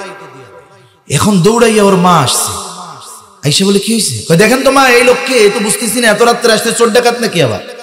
এখন মা দেখাই বলে, আরে বাবা, তুমি চিনো নাই, এই যেই তো তোমার আব্বা। এখন বলেন তো, যখন মা তাকে বলবে এই যেই তো তোমার বাবা, ওই ছেলে কি বলবে? না মা, আমি তো এটা বিশ্বাস করতে পারতেছি না, এটা তো আমার মাথায় ধরতেছে না, আমি তো দেখি নাই উনি আমার আব্বা, এরকম বলবে? নাকি মায়ের কথায় সাথে সাথে বিশ্বাস করে নিবে? একটু চিন্তা করে দেখেন, 20 বছর যেই বাপরে দেখে নাই, তার কণ্ঠ শুনে নাই, শুধুমাত্র মা বলছে এই যে তোমার বাপ, সাথে সাথে বিশ্বাস করে নিছে এই যে আমার আব্বা। এবার মাপ সাহেব, বাবা ভুল হয়ে গেছে, আমি তো আপনারে চিনি নাই, মাফ করে দেন, আসেন ঘরে আসেন, আদর যত্ন শুরু করে দিবে। দুনিয়ার যে যাই বলুক, নবীজি যে আমাদের ভালোবাসেন এ ব্যাপারে স্বয়ং আমাদেরকে জানাইছেন কে? আর একটু জোরে বলেন না, কে? আল্লাহ তাআলা জানাইছেন। কি পরিমাণ ভালোবাসে। আসলে আরবির কিছু শব্দ আছে, এই শব্দগুলোর অর্থ বলা যায়, লেখা যায়, কিন্তু এই শব্দগুলোর মূল অর্থের গভীরতা বোঝার জন্য হৃদয়ের দরকার হয়। এজন্য অনেক সময় আমাদের দেশে অনেক মানুষ আছে যারা নিজেরা আরবি রিডিংও শুদ্ধ পড়তে পারে না, রিডিংটাও শুদ্ধ পড়তে পারে না, শুধু অনুবাদ পড়া বড় বড় শায়েখ আর আহলে হাদিস নাম ধারণ করে সমাজের মধ্যে ফিতনা ছড়ায়। এমন আল্লাহর বান্দা আছে না নাই? আছে। আপনি পড়েন, পড়তে মন চায়, কিন্তু পড়ে ফতোয়া দিতে যায়েন না, তাইলেই না ফেস লাগবে। ফতোয়া দেওয়ার জন্য মাদ্রাসা আছে, ইফতা বিভাগ আছে, ওলামায়ে কেরাম আছে, তাদের কাছে যাইতে হবে। সেজন্য শব্দের গভীরতা অনুধাবন করার বিষয়টা আলাদা। এই মাদ্রাসার ওস্তাদরা যারা আছেন, ছাত্ররা যারা আছে, হাদিসের কিতাব পড়ার জন্য 5-6 বছর শুধু আরবি ভাষা কেন্দ্রিক মেহনত চলে। আরবি ভাষা কেন্দ্রিক মেহনত, বছরের পর বছর শব্দ মুখস্থ করে, বাক্য গঠন প্রণালী, শব্দ গঠন প্রণালী, একেবারে ব্যাকরণ পড়ে আরবি ভাষার সব শব্দর ভান্ডার মুখস্থ করার পরেও একজন আলেম সাহস পেয়ে বলতে পারে না যে পূর্ণাঙ্গ কোরআনের একেবারে হাদিসের সব শব্দের অর্থ আমার আত্মস্থ করা আছে, এরকম একজন আলেমও বলে না। তারা ভয় পায় বলতে, এত বছর পড়ার পরেও। অথচ আমাদের দেশে কয়দিন আগে প্রস্রাব কইরাও পানি নিত না, মুখে দাড়ি ছিল না, হায় হায় 6 মাস পরে দেখা যায় উনি বড় শায়েখ হয়ে আমাদের দেশে বের হইছে। দেশে যে আল্লাহ কি মেশিন বাইর করছে, আমার মনে হয় ওইগুলার মধ্যে একটারে ঢুকায়, এই পাশ দিয়ে মনে হয় বড় শায়েখ হয়ে বাইর হয়। আমাদের দেশে শায়েখ পয়দার মেশিন পাওয়া যায় দিলে মনে হয়। আল্লাহ তাআলা এই গজব থেকে আমাদের হেফাজত করুক। আল্লাহ তাআলা বলতেছেন, রাসূল আকরাম সাল্লাল্লাহু আলাইহি ওয়াসাল্লামের আমাদের প্রতি ভালোবাসা কেমন, নবীজির ব্যাপারে আল্লাহ তাআলা বলেন, লাকাদ জাআকুম রাসূলুম মিন আনফুসিকুম আজিজুন আলাইহি মা আনিতুম হারিসুন আলাইকুম বিল মুমিনিনা রাউফুর রহিম। আল্লাহ তাআলা বলেন, লাকাদ জাআকুম রাসূলুম মিন আনফুসিকুম, তোমাদের মধ্য থেকে তোমাদের জন্য এমন একজন রাসূলের আগমন হয়েছে, এমন একজন রাসূল এসেছেন যিনি হলেন আজিজুন আলাইহি মা আনিতুম, আজিজ সমব্যথী। তার মানে যেই বিষয়গুলো তোমাদের জন্য কষ্টের, সেটা তার জন্য কষ্টের। সোজা কথায় উম্মত যেই বিষয়ের কারণে কষ্ট পায়, ওই কষ্টটাও নবীজিকে কষ্ট প্রদান করে। এটা আবার কেমনে হয় যে কষ্ট আমি পাইতেছি, এই কষ্ট আবার নবীর হয়? একটা উদাহরণ দিলে বুঝতে সহজ হবে। কষ্ট হচ্ছে নাকি আপনাদের? পানি পড়তেছে, কষ্ট হইতেছে। যাই হোক, দেখেন একজনের একটা সন্তান আছে, 3 বছরের বাচ্চা। কয় বছরের বাচ্চা? যখন একবারে পোলাপাইন থাকে, মানে ম্যা ম্যা করে দুধ খায়, কিছু কথাবার্তা কইতে পারে না, তখন এক মায়া। বাচ্চা যখন আব্বা আব্বা কয়ে ডাকে, তখন আর এক মায়া। একেবারে শিশু বাচ্চা কারো মারা গেছে, এর স্মৃতি তেমন জীবনে থাকে না। কিন্তু যেই বাচ্চার 3 বছর 4 বছর বয়স, এক কথা কওয়ার আগে 10 বার আব্বা ডাকে। বাচ্চারা ডাকে না এরকম, একটা কথা বলবে কিন্তু এর আগে 10 বার আব্বারে ডাকে, মাকে ডাকে। ওই বাচ্চার প্রতি কিন্তু মা বাবার মহব্বত অন্য রকমের থাকে। এখন ওই 3, 3.5, 4 বছরের বাচ্চার প্রচন্ড জ্বর হয়েছে, এত জ্বর মনে হচ্ছে গা আগুনে পুড়ে যাচ্ছে। এখন ওই বাচ্চা গভীর রাত অসুস্থ। বলেন তো, এই বাচ্চার অসুস্থতায় বাচ্চা যত কষ্ট পায়, তার চাইতে কম কষ্ট কি তার মা বাপ পায় নাকি? বরং দোয়া করে আর বলে, আল্লাহ ওই জ্বর আমারে দিয়া হইলো আমার ছেলেটার তুমি ভালো করে দাও, এই কষ্ট দিও না। এই যে সন্তানের কষ্টে বাবা কষ্ট পাচ্ছে, কিন্তু বাবা অসুস্থ না কেন? সন্তানকে বাপ ভালোবাসে এই জন্য। মা বাবার চাইতে নবীজি তার উম্মতকে বেশি ভালোবাসে, এই জন্য উম্মতের প্রত্যেকটা কষ্ট নবীজি নিজে অনুভব করেন। সুবহানাল্লাহ। একথা আল্লাহ তাআলা বলতেছেন, যেই বিষয়টা তোমাদের জন্য কষ্টের, সেটাও নবীর জন্য কষ্টের, কারণ তিনি আজিজ সমব্যথী। হারিসুন আলাইকুম, তিনি তোমাদের জন্য হলেন সর্বোচ্চ কল্যাণকামী। নবীজি উম্মতের জন্য কল্যাণকামী ছিলেন বিধায় কোন জায়গায় কোন জিনিসটার দ্বারা উম্মতের কল্যাণ হবে, সেই জিনিসটা নবীজি খেয়াল রাখতেন। যেমন এক হাদিসের মধ্যে আসছে, নবীজি বলেন আল্লাহ তাআলা প্রত্যেকটা উম্মতকে, নবীকে তার উম্মতের ব্যাপারে এক একটা বিশেষ দোয়া করার সুযোগ দিয়েছে। সব নবী দুনিয়ায় উম্মতের ব্যাপারে সেই দোয়া করে ফেলছে, যেই দোয়া কবুল হওয়ার নিশ্চয়তা আল্লাহ তাআলা দিয়েছেন। নবীজি বলেন আমি ওই দোয়াটাকে সংরক্ষণ করে রেখেছি, কিয়ামতের দিন আমার উম্মতের জন্য ওই দোয়াটাকে আমি সুপারিশ হিসাবে করব। কারণ এই দোয়াটা দুনিয়ায় করার চাইতে আমার উম্মতের জন্য বেশি কল্যাণ হবে ওই বড় মুসিবতের দিন করলে। এজন্য নবীজি ওই দোয়াটা সংরক্ষণ করে রাখছে। স্পেশাল ভাবে মুমিনদের জন্য নবীজি হলেন বিল মুমিনিনা রাউফুর রহিম। মুমিনদের জন্য নবীজি হলেন অতি সদয় পরম দয়ালু। আল্লাহ তাআলার যতগুলো গুণবাচক নাম আছে, আল্লাহ তাআলার যতগুলো গুণবাচক নাম আছে, এই গুণবাচক নামগুলো কোনো মাখলুকের সাথে সম্পৃক্ত করা এটা কখনোই বৈধ নয়, জায়েজ হবে না। কারণ রউফ যিনি তিনি কে? একটু জোরে বলেন না কে? রহিম যিনি তিনি কে? ওই রউফ, ওই রহিম আল্লাহ। উম্মতের প্রতি নবীজির দরদ কেমন এই কথা বোঝানোর জন্য নিজের সাথে যেই শব্দ ব্যবহার হয় নবীজির শানে আল্লাহ তাআলা ওই শব্দগুলো ব্যবহার করেছে। আল্লাহ তাআলা বলতেছে এই নবী হলো মুমিনদের জন্য রউফ, অতি সদয়, রহিম, পরম দয়ালু। ওই রহমানুর রহিম নবীজিরে বলতেছে রহিম। সুবহানাল্লাহ। এই কথাটা বোঝার বিষয় যে আল্লাহ তাআলা হলো রউফুর রহিম। ওই আল্লাহ নবীজির ব্যাপারে বলতেছে যে নবীজি হলো তার মুমিন উম্মতদের ব্যাপারে রউফুর রহিম, অতি সদয়, পরম দয়ালু। এর দ্বারা বোঝা যায় নবীজির তার উম্মতের প্রতি কি পরিমাণ দরদ, কি পরিমাণ ভালোবাসা, এটা এই কথার দ্বারা মোটামুটি উপলব্ধি করা যায়। তবে এই ভালোবাসার গভীরতা নির্ণয় করা মানুষের জন্য সম্ভব না। এখন বলেন যেই নবীর আমার আপনার প্রতি, আমাদের প্রতি এত দরদ, এত ভালোবাসা, এত মায়া, সেই নবীর প্রতি আমাদের দরদ, মায়া, মোহাব্বত, ভালোবাসা থাকার দরকার আছে না নাই? কতটুকু থাকতে হবে? যেহেতু নবীজি আমাকে আমার চাইতে বেশি ভালোবাসে, আমারও আমার চাইতে বেশি ভালো নবীজিকে বাসতে হবে। দুনিয়ার ভালোবাসা, সম্পর্কের ভালোবাসা অনেক সময় বাড়ে, অনেক সময় কমে। বাপ সন্তানকে ভালোবাসে, সন্তান বাবাকে ভালোবাসে। এটা দুনিয়ার সম্পর্কের ভালোবাসা, এটা কারণে আপ ডাউন হতে পারে। অনেক সময় বাবা শত্রুতে পরিণত হতে পারে, সন্তান শত্রুতে পরিণত হতে পারে। সাহাবায়ে কেরাম দেখা গেছে নবীর মোহাব্বত, ভালোবাসাকে প্রাধান্য দিয়ে বাবার বিরুদ্ধে অস্ত্র ধারণ করছে। আবু উবাইদা ইবনুল জাররাহ রাদিয়াল্লাহু তাআলা বদরের ময়দানে আবু উবাইদা যুদ্ধ করতেছে, তার বাবার নাম হলো জাররাহ। এই জাররাহ ফেরদের সাথে মুসলমানদের বিপক্ষে যুদ্ধ করার জন্য আসছে। আবু উবাইদা অনেকদিন পর বাবাকে দেখছে, চিন্তা করছে বাবার থেকে একটু সরে সরে যুদ্ধ করব। অনেকদিন দেখার পর বাবার প্রতি ভালোবাসা জাগ্রত হয়ে গেছে।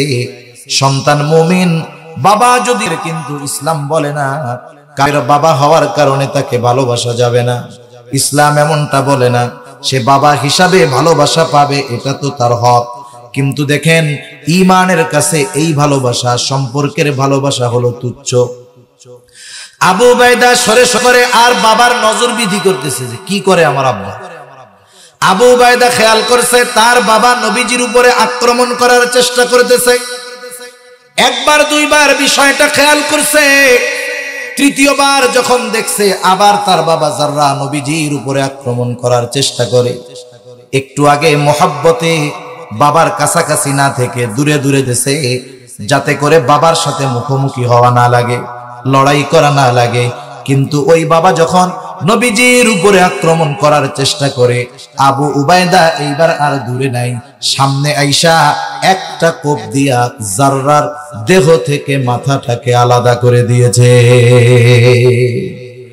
কারণ এখানে ঈমানের কারণে বাবার ভালোবাসা আপ ডাউন হতে পারে, নবীজির প্রতি ভালোবাসা ডাউন হওয়ার কোনো সুযোগ নাই। কারণ এই ভালোবাসা ঈমানের সাথে সম্পৃক্ত ভালোবাসা। এই ভালোবাসা যত বাড়বে ঈমানের পাওয়ার তত বাড়বে, ঈমান তত মজবুত হবে। নবীর প্রতি ভালোবাসা যত কমবে ঈমান কিন্তু তত দুর্বল হবে।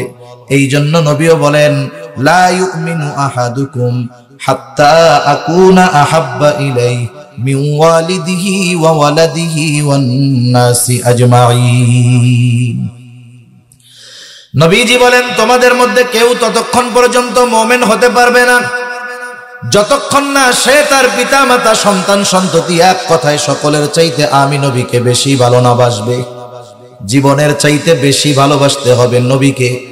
এ কথা যদি আমাকে কেউ জিজ্ঞাসা করে, আমাদের কেউ জিজ্ঞাসা করে যে আপনি কি আপনারে বেশি ভালোবাসেন না নবীকে বেশি ভালোবাসেন, আমরা দুই হাত তুলে বলবো আমরা আমার জীবনের চাইতে নবীকে বেশি ভালোবাসি। মানুষের সামনে কথাটা বলবো, কিন্তু এই প্রশ্নের উত্তরটা যখন একাকী থাকবো, নিরিবিলি থাকবো, নিজেকে নিজে প্রশ্নটা করবো, হায় রে মন, তুমি তো মানুষের সামনে দুই হাত উঁচা কইরা কইছো জীবনের চাইতে নবীকে বেশি ভালোবাসি। বাস্তবেই কি তুমি নবীকে বেশি ভালোবাসো কিনা? নিজেকে নিজে যদি প্রশ্ন করা হয়, বাস্তব উত্তরটা তখন পাওয়া যাবে। যদি উত্তর হয় হ্যাঁ, আমি আমার জীবনের চাইতে নবীকে বেশি ভালোবাসি, তাহলে তো কামিয়াব। আর যদি উত্তর হয় না, এখনো নবীকে সবচাইতে বেশি ভালোবাসতে পারি নাই, তাহলে বুঝতে হবে আমার মতো কপাল পোড়া আর কেউ এ দুনিয়ায় নাই। তাহলে নবীকে সর্বোচ্চ ভালোবাসার দরকার আছে না নাই? মৌখিক বিষয়ে বলার সাথে সাথে কিছু বিষয়ের প্রমাণও দেওয়া লাগে। নবীজিকে আমরা যে ভালোবাসি, যখন কেউ সামনে থাকে তার প্রতি ভালোবাসার সর্বোচ্চ উপমা প্রদর্শন করানো যায়। কিন্তু নবী তো আমাদের সামনে নাই। আবু বকর নবীকে পাইছে বিদায় ঘরের সব সম্পদ আইনা নবীর খেদমতে দিয়া দিছে। হযরত তালহা নবীজিকে পেয়েছে বিদায় উহুদের ময়দানে নবী যখন গর্তের মধ্যে পড়ে যায়, তালহা তার বুকটাকে নবীজির জন্য ঢাল বানায় দিছে। কিন্তু আমরা তো নবীকে সামনে পাই নাই, এখন নবীজিকে কেমনে ভালোবাসবো এই প্রশ্ন আমাদের অন্তরে আসতে পারে, স্বাভাবিক। টেনশনের কারণ নাই। নবীজিকে কেমনে ভালোবাসতে হবে দুনিয়ার কারো কাছ থেকে শেখা লাগবে না। নবীজিকে ভালোবাসার পদ্ধতি নবীজি শিখায়া দিছে। নবীজিকে ভালোবাসতে হবে নবীজির শেখানো পদ্ধতিতে। দুনিয়ার মানুষের বানানো পদ্ধতি যতই ভালো লাগুক না কেন কাজ হবে না। নবীজিকে ভালোবাসতে হবে কেমনে? নবীজি বলেন, মান আহাব্বা সুন্নতি ফাকাদ আহাব্বানি ওয়া মান আহাব্বানি কানা মাই ফিল জান্নাহ। নবীজি বলেন, যে আমার সুন্নতকে ভালোবাসলো সে আমি নবীকে ভালোবাসলো, আর আমি নবীকে যে ভালোবাসবে সে আমি নবীর সাথে জান্নাতে থাকবে। এ আশা তো আমাদের সবার আছে নাকি? কার কার আছে? নারায়ে তাকবীর। মাশাআল্লাহ। আপনারা দেখলাম আর সোজা গেছেন নাকি? নবীর সাথে জান্নাতে থাকতে পারবে, এটা হলো সাহাবায়ে কেরামের জীবনের ঈমান আনার পরে সবচাইতে আনন্দের সংবাদ। নবীজির কাছে একজন গ্রাম্য সাহাবী আসছে। গ্রামের কিছু মানুষ আছে সহজ সরল, এত ফেস গোজ বুঝে না। মনে করেন আসবে আর পট করে একটা কথা বলে দিবে। শহরের মানুষের কাছে মনে হবে যে এর মতো মূর্খ কেউ নাই, কিন্তু বাস্তবতা হলো ওই লোকের মনে কোনো প্যাচ গোজ নাই, সরল মানুষ। নবীজি একজনের সাথে কথা বলতেছে। নিয়ম হইল কি, একজন একজনের সাথে যখন কথা বলে এই কথার মধ্যে গিয়ে তারে আর কোনো কথা জিজ্ঞাসা না করা। সহজ সরল মানুষ তো, নবীজি কথা বলতেছে আর উনি যায় বলতেছে মাতাসা, কিয়ামত কখন আসবে, কখন হবে। এখন ওনার কথাটা বলার ভঙ্গিমা হলো এইরকম, উনি গাঠি গুঠি নিয়ে কিয়ামতের জন্য অপেক্ষা করতেছে। ভাব হলো এইরকম। মনে করেন যখন আপনারা ঢাকা যান, ঢাকা গেলে কি এই কাউন্টারে গিয়ে টিকিট কাটতে হয় না? আপনি টিকিট কাটছেন, মনে করেন 10টার সময় বাস আসবে। এখন 10টার সময় আপনার বাস আসার কথা, এখন 10:30 বাজে বাস আসেনি, আধা ঘন্টা লেট হয়ে গেছে না? আপনি এখন কাউন্টার মাস্টারে যায় যদি বলেন বাস আসবে কখন, টিকিট কাটার আগে বাস আসবে কখন এটার ব্যাখ্যা একরকম, টিকিট কাটার পরে বাস আসবে কখন এটার ব্যাখ্যা একরকম। টিকিট কাটার আগে যদি বলতেন বাস আসবে কখন, তখন হলো আপনি সাধারণভাবে জানতে চাচ্ছেন বাস আসার টাইম টুইম হয়েছে নাকি। আর টিকিট কাটার পরে যখন টাইম পার হয়ে গেছে তখন যদি জিজ্ঞাসা করেন বাস আসবে কখন, এর ব্যাখ্যা কি? ওই মিয়া টিকিট কাটছি 10টার, বাজে হলো 10:30, বাস আসার নামে খবর নাই কেন? আমরা বসে রয়েছি, সব মানুষজনের কষ্ট হইতেছে, বাস কেন আসে না? এই কথার ব্যাখ্যা হলো এইটা, টিকিট কাটার পরে। এখন ওই লোক যখন নবীজির কাছে জিজ্ঞাসা করতেছে মাতা সাআ, কিয়ামত কখন আসবে, তার ভাবটা হলো এরকম যে আমি রেডি হয়ে আছি, কিয়ামত আসে না কেন? এখন কিছু সময় কিছু প্রশ্ন করার পরে ওই প্রশ্নের জবাব না দিয়া আর একটা প্রশ্ন করা জরুরি হয়ে যায়। কেমনে? আমরা একদিন এক মজলিসে বসে আছি, অনেক বড় একজন আলেম আসছে, স্থানীয় আশেপাশের সব উলামায়ে কেরাম আসছে, এক রুমের মধ্যে বসে দরজা আটকায়া কিছু গুরুত্বপূর্ণ কথা চলতেছে। গেটে একজনকে দাঁড় করায় দেওয়া হয়েছে, বলা হয়েছে শোনো, যেই আসুক কাউকে এখন ভিতরে ঢুকতে দেওয়া যাবে না। উনি বিভিন্ন দিক নির্দেশনামূলক কথা বলতেছেন। এখন গেটে একজন লোক এসে খুব জোরাজোরি করতেছে, চেঁচামেচি করতেছে, আমার ওই হুজুরের সাথে একটু দেখা করতে হবে, খুব জরুরি বিষয়, জ্ঞান দেন। তা ওনার চেঁচামেচিতে ওই বুজুর্গ আলেম বলতেছে কে ওইখানে, বলে হুজুর আপনার সাথে দেখা না করে যাবেই না, নাছোড়বান্দা লোক। এই আচ্ছা ঠিক আছে আসতে দাও। তা তার ভাবে বোঝা যাচ্ছে সে নামাজ কালাম ঠিক মতো পড়ে না, কোনোদিন ভুলেও পশ্চিম দিক সিধ হয়ে পড়ে কিনা আল্লাহ ভালো জানে। তা যাই হোক, কি জরুরি বিষয়, তা জোর সবার মধ্য দিয়ে আইসা হুজুরের কাছে পাশে এসে বসছে। হুজুর আপনার কথা তো অনেক শুনছি, আমার একটা বিষয় জানার দরকার ছিল, এ উত্তর কেউ দিতে পারবে না, আমি জানি আপনি পারবেন। কি প্রশ্ন? বলে হুজুর আমার একটা জিনিস খুব জানার দরকার। কি জানার দরকার? বলে রাসূল সাল্লাল্লাহু আলাইহি ওয়াসাল্লামের সব শ্বশুর শাশুড়িদের নাম আমার জানার দরকার, একটু গন্ত। এখন উনি তো বিজ্ঞ মানুষ, উনি ধৈর্য কয় ওই সব জবাব দিব, তুই দোয়ায় কোন বল আগে। যেই এইটা বলছে 3-4 জন আলেমের গাড়ির উপর দিয়ে পাড়া দিয়ে দরজা দিয়ে বের হয়ে দিয়েছে দৌড়। এখন বলেন ও যদি এই প্রশ্ন করে, ওর ভাব সুরত টুরাত দেখা মনে হইতেছে ওরে এই প্রশ্নের জবাব দেওয়ার প্রশ্নই আছে না, ওরে উল্টা আরো জানার দরকার ওর হালত কি। তা নবীজির ওই ব্যক্তির সাথে কথা শেষ, নবীজি এসে খুঁজতেছে ওই লোকটা কই যে এই প্রশ্ন করছে। সহজ সরল মানুষ তো দাঁড়ায় আছে।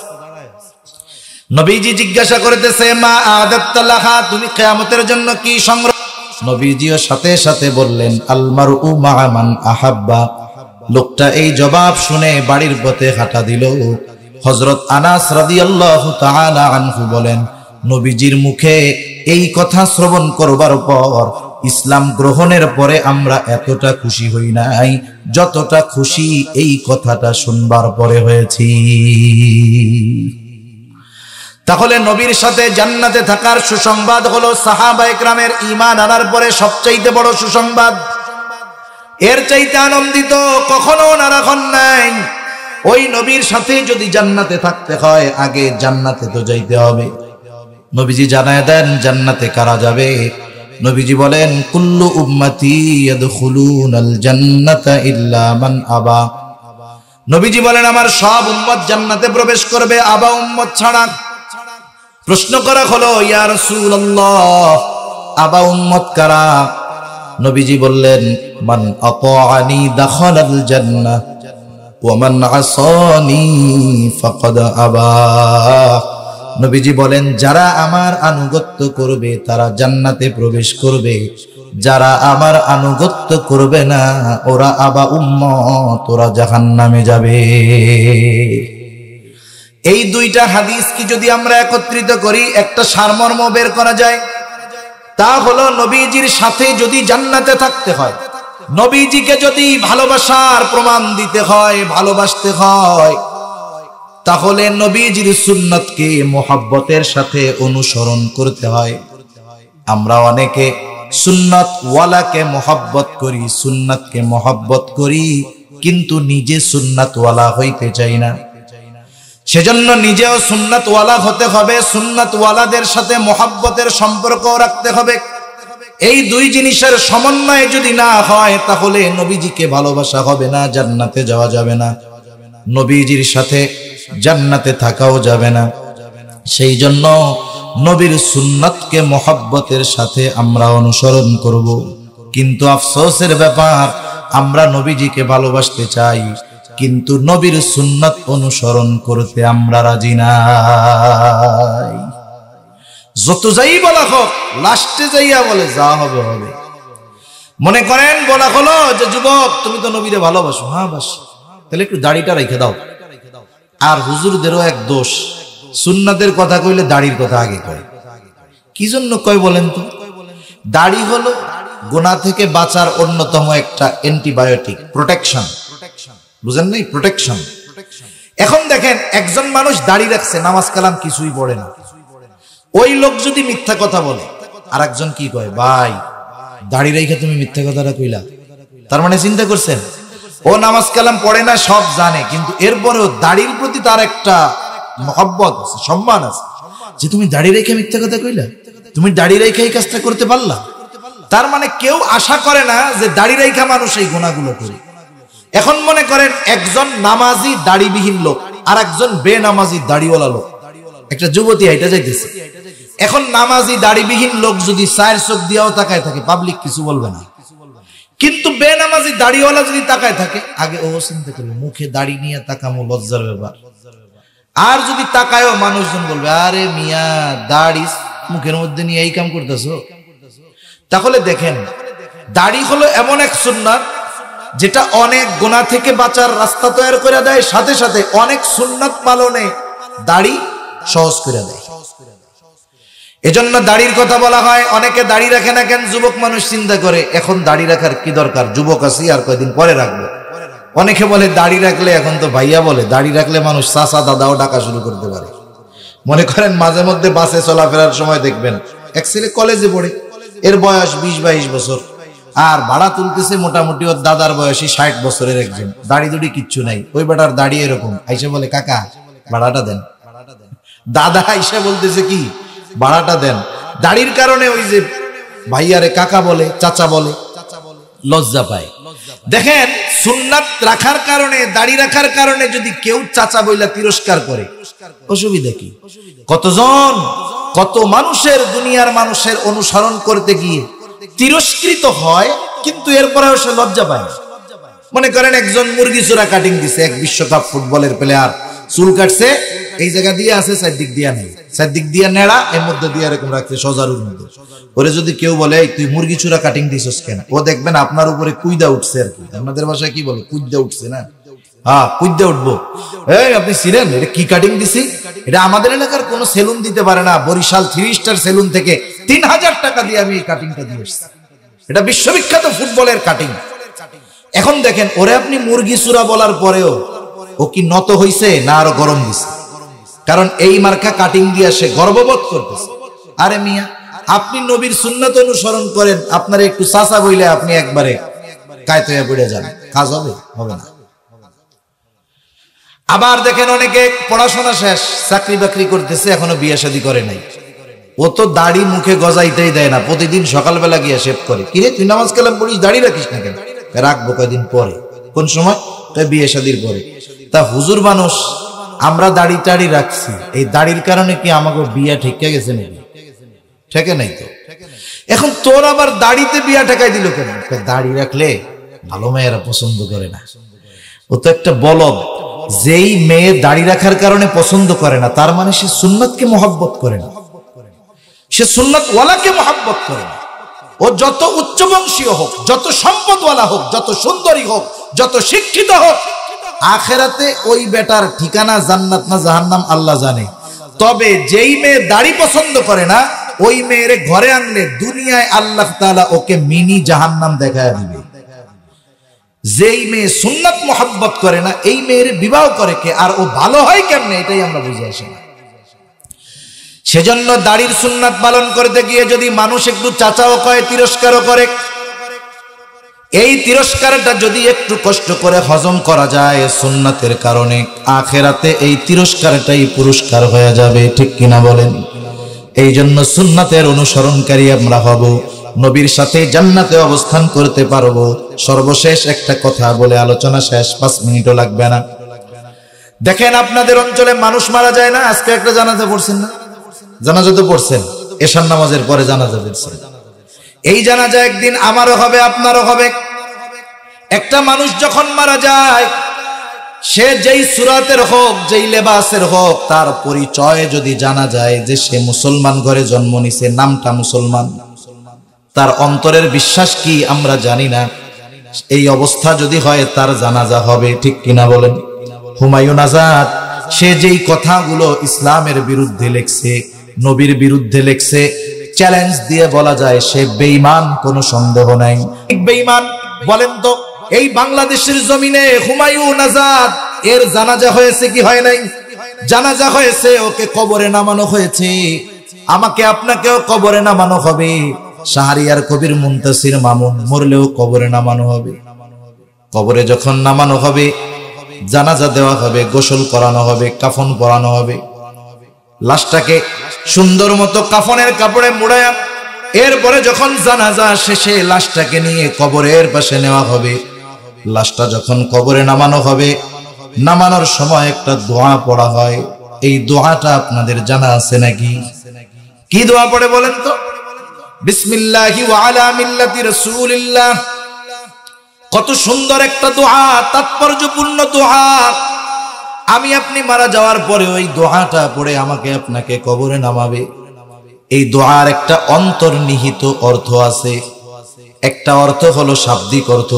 আমি আগেও বলছি, শাব্দিক অর্থ লেখা যায়, দেখা যায়, পড়া যায়, কিন্তু হৃদয় দিয়ে অনুধাবন করা যায় না। হৃদয় দিয়ে অনুধাবন করার জন্য আলাদা এক যোগ্যতার দরকার হয়। ওই বিষয়গুলো অনেক সময় বুজুর্গানে দিন ওই হৃদয়ের গভীরের অর্থগুলো তারা মাঝে মধ্যে আমাদের সামনে বলেন। এক বুজুর্গ আল্লাহর ওলি বলতেছেন যে এই দোয়ার সারমর্মটা হলো এইরকম, কেমন যেন মানুষেরা বলতেছে, আল্লাহ আপনার নামে এখন এমন একটা মানুষকে কবরস্থ করতেছি আল্লাহ, যার গোটা জীবন সুন্নাতের উপরে অতিবাহিত হয়েছে। সে যখন মারা গেছে তখনও সুন্নাতের উপরে ছিল, তখন যাকে কবরস্থ করতেছি, যখন কবরে নামাচ্ছি, এখনো সুন্নাতের উপরে আছে। তার মানে গোটা হায়াত ছিল সুন্নাতের উপর, মারা গেছে সুন্নাতের উপর, এখন কবরে রাখতেছে ওই অবস্থায় আছে সুন্নাতের উপর। রাগ হয়েন না, কষ্ট পায়েন না। কিন্তু দেখা গেল যেই লোকটাকে এই দোয়া পড়ে কবরে নামানো হলো, নবীজির অন্যতম সুন্নাত এই দাড়িটাও তার মুখের মধ্যে নাই। সারা জীবন সুন্নাতের বিরোধিতা করেছে, সুন্নাতওয়ালাদের বিরোধিতা করেছে, ওর ব্যাপারেও এই দোয়া পড়া নামাইছে। হুমায়ুন আজাদরেও এই দোয়া পড়া নামাইছে। আহমদ শরীফ ওরে তো মাটি দেয় নাই, ওরে তো মেডিকেলে রেখে দিছে। অন্যান্যরা মরলেও যদি কবরস্থ করে এই দোয়াই পড়া নামাবে। একটু জীবনের সাথে হিসাব মিলাতে হবে, মুহাসাবা করতে হবে। শুধু দোকানের হিসাব আর চাকরির হিসাব, বাড়ির হিসাব মিলাইলে হবে না। প্রতিদিন 2-4-10টা মিনিট আমার জীবনের হিসাব মিলানোর দরকার। চিন্তা করতে হবে, আগামী দিন হয়তো ওই কবরের বাসিন্দা আমারও হওয়া লাগতে পারে। আমাকে যখন ওই দোয়াটা পড়ে কবরে নামাবে, ওই দোয়ার সাথে আমার বাস্তবতার মিল আছে কিনা দেখতে হবে। যদি না থাকে, ওই দোয়াটা হবে আমার জন্য মিথ্যা একটা দোয়া।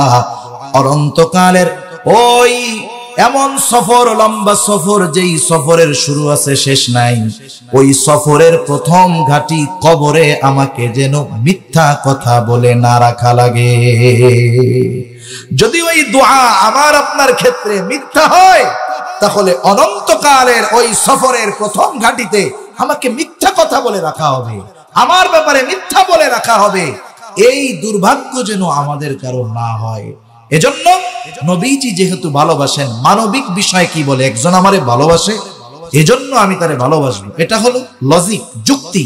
সে যদি আমার জন্য 10 হাত নামে, আমিও তার জন্য 10 হাত নামবো। নবীজি আমাদেরকে যেই পরিমাণ ভালোবাসে, ওই পরিমাণ ভালোবাসার প্রমাণ আমাদের দুনিয়ায় দিতে হবে।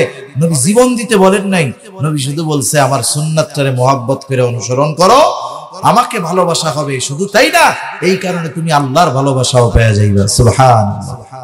আল্লাহ সুবহানাহু ওয়া তাআলা আমাদের সকলকে পরিপূর্ণভাবে রাসূলের মুহাব্বত করনেওয়ালা হওয়ার তৌফিক আল্লাহ দান করুন। সকলে বলি আমিন। আর একটু জবান খুলে বলি আমিন। ওয়া আখিরু দাওয়ানা আলহামদুলিল্লাহি রাব্বিল আলামিন। আসসালামু আলাইকুম ওয়া রাহমাতুল্লাহি ওয়া বারাকাতুহু।